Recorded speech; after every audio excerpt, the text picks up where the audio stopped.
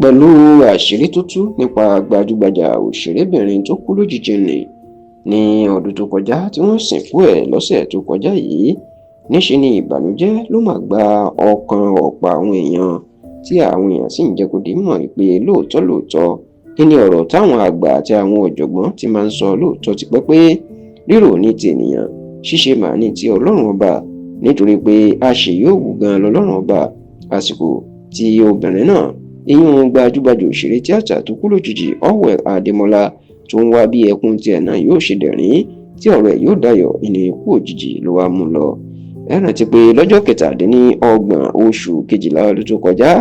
the 27th of December 2025, ìní Orwell Adémọ́lá tó jẹ́ gbajúgbajà òṣèré tíátà Yorùbá ló kú lójijì lẹ́ni ọdún 51, tó sì jẹ́ pé ọ̀sẹ̀ tí ó kọjá lọ yìí ìní wọ́n sìnkú ẹ̀ sí ìtẹ́ òkú Àtàn Cemetery tó wà lágbègbè Yábà ní ìpínlẹ̀ Èkó, níbi tí àwọn gbajúgbajà òṣèré tíátà lóríṣiríṣi tó ti péjú pésẹ̀ tí omijé tó sì ń pe omijé rán níṣẹ́ níbi ayẹyẹ ìsìnkú náà. Ṣá o,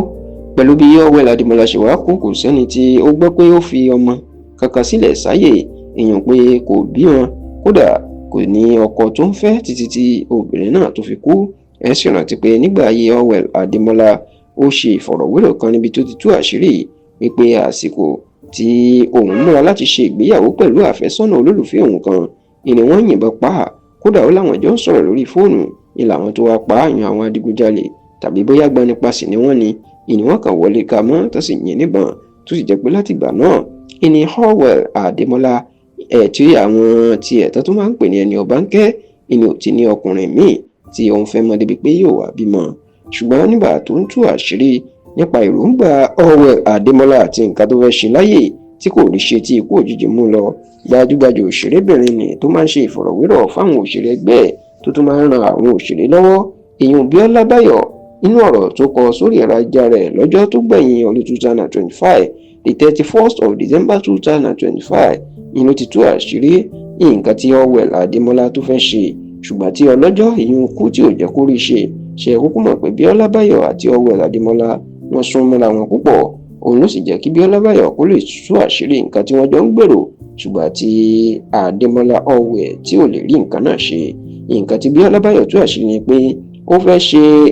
ìmọ̀ ìgbàlódé láti bímọ, ètò ń pè ní IVF, tàbí kí ó jẹ́ kẹ́nìkan bá ru oyún láti bímọ kóun náà tiẹ̀ lè rọ́mọ gbé láyé, ètò ń pè ní sọ́rọ́gẹ́sì, tó sì ní gbogbo eléyìí lòun àti ẹ̀ ni làwọn jọ ń gbìyànjú kí Orwell Adémọ́lá náà lè di ọlọ́mọ láyé, kán lè forúkọ ọmọ kan pé, ṣùgbọ́n tó ní gbogbo èròǹgbà náà kò wá sí ìmúṣẹ nítorí pé lójijì ló kú tí ò sì rí ọdún 2026 táwọn ń gbèrò láti ṣe nǹkan ọ̀hún rárá àti rárá kọ́.